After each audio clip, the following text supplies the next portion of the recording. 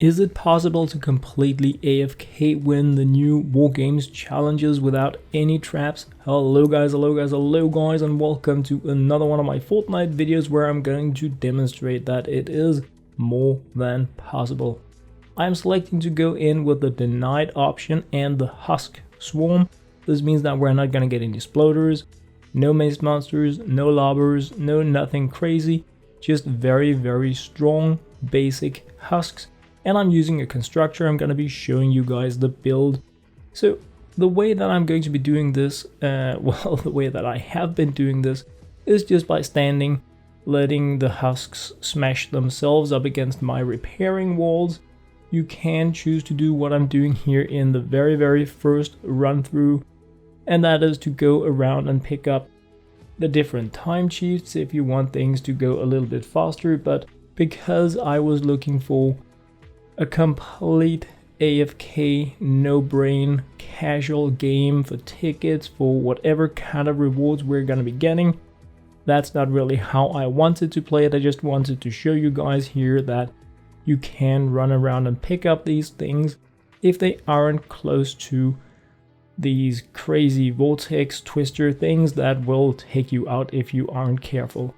Sometimes the outpost can take damage even though nothing is there. I think it has to do with the denied option if the twisters are too close to your actual amplifier, but no husks got through whatsoever. So anyway guys, that is like what this video is gonna be about. I'm gonna be showing you guys different amplifiers in Canny Valley where I'm defending using nothing but materials, and of course the important thing, the constructor loadout that really makes this 100% AFK doable.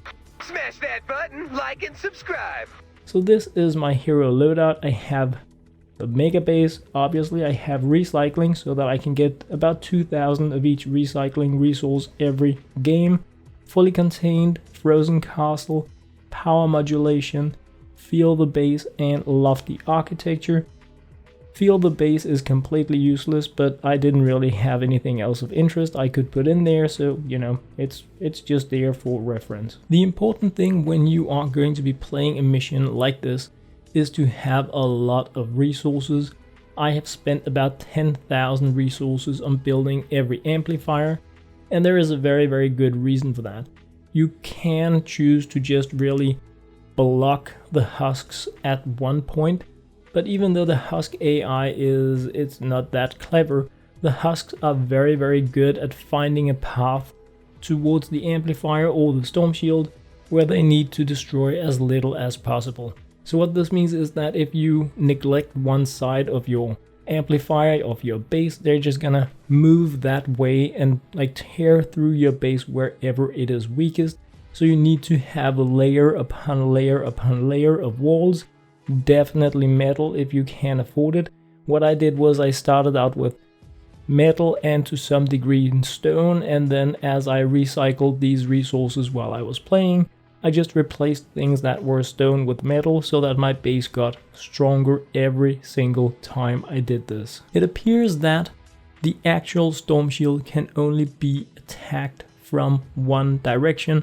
Depending on how you block the husks, you can have them split up into 3 directions, or you can focus them as I have done here, so that they're just coming in one way. The first attack is a lot easier than the second wave.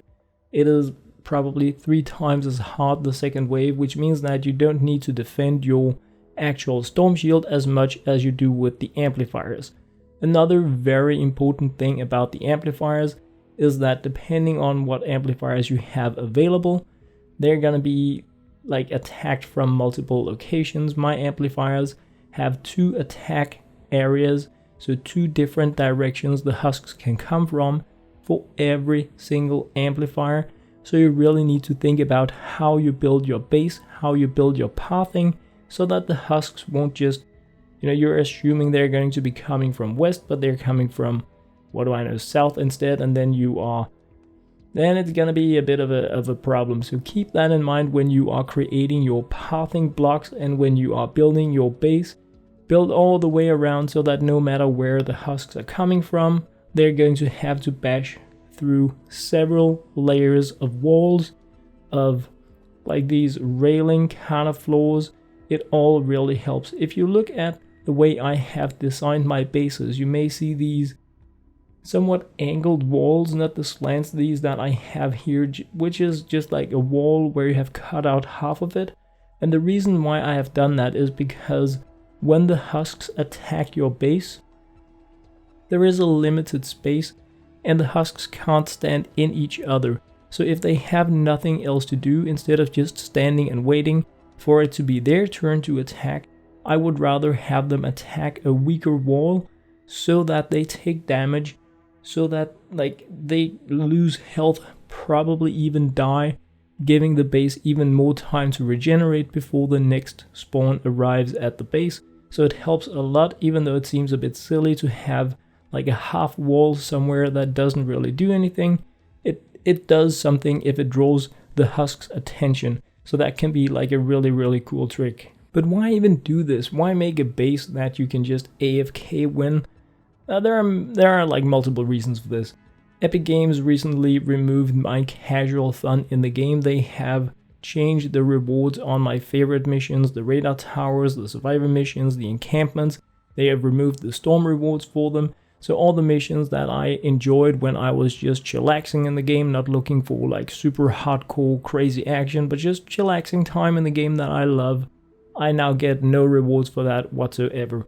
They have removed tickets from storm alerts, which they didn't have to because we almost have no storm alerts any longer. So if you want to be grinding towards the coming llamas, then of course you want tickets, you want the summer tickets, and every time you complete one of these you get more than 100 summer tickets, and every third game you get another batch, you get easy gold.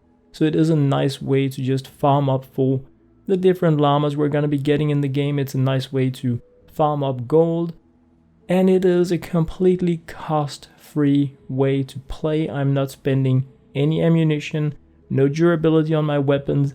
In fact, I'm getting about 2,000 wood, metal, and stone every time I play this game, and it is like 16 minutes.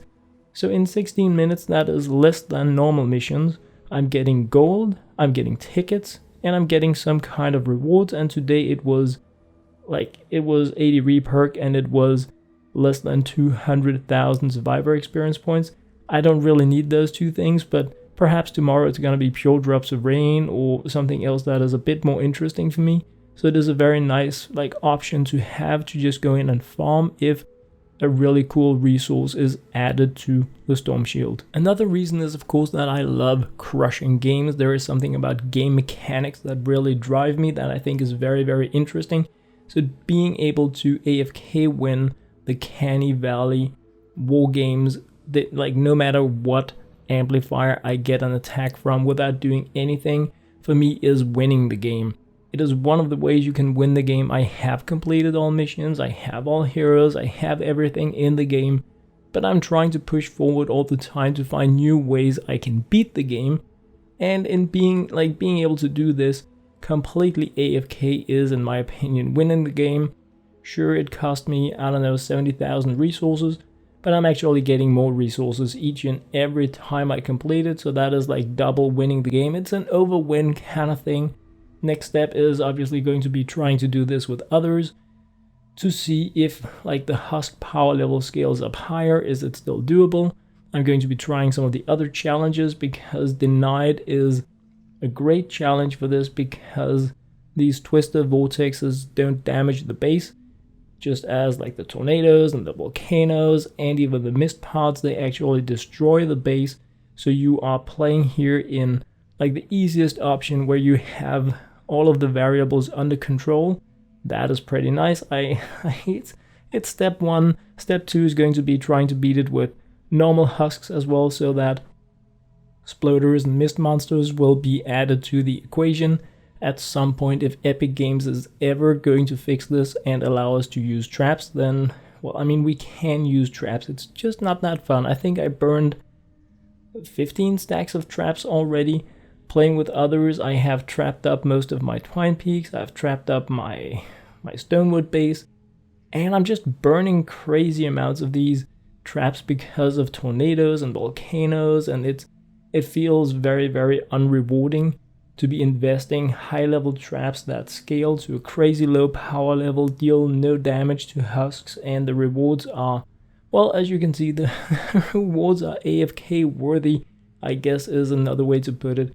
So that is what I have been spending today on. It took me quite a few hours to build all of these bases. I would have liked to do this in Twine Peaks where the rewards are better, but since I already have like my bases up and running, some of them are highly trapped, and I want to fool around with different trap builds in Twine Peaks because the rewards are better. And if we ever get the real like trap durability things left, then I'm probably only going to be playing in Twine Peaks. So this is like another playground that I have designed that is working, and it has been fun. It has been really, really fun to build.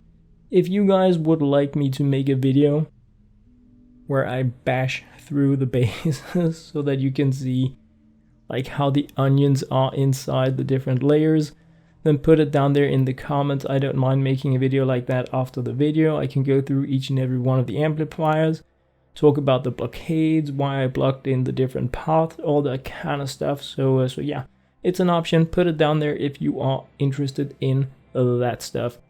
On another note, oh yeah, I decided to see if I could get my Mist Pods banner, because when I completed it yesterday I got no banner. So today I went in there with the same base here, but instead of selecting denied, I selected the Mist Pods, completed it, easy peasy, of course not AFK because I did take out the Mist Pods, and I got my banner, so that's pretty good times. Anyway guys, that was what I had to share in this video. I hope you enjoyed. As always, thank you very much for watching, and thank you very much for supporting me as an Epic Games creator using my ID, LokeHansen.